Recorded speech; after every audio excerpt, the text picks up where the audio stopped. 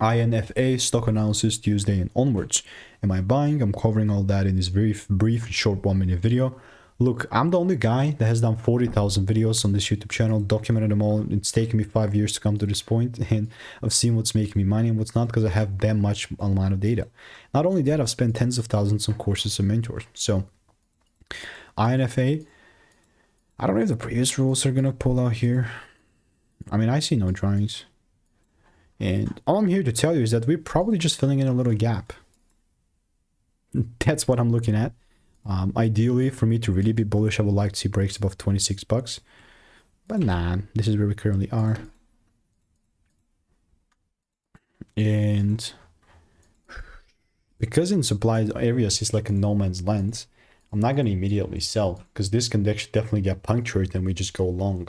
But now, since it's a no man's land, there's a high possibility that if rules are met, I'm still going to sell. I'm just saying, I'm not assuming I'm going to react. So if you want to learn how I'm making 5-10K per month for the indicators, click the first link in the description and get my free emails. Goodbye and enjoy.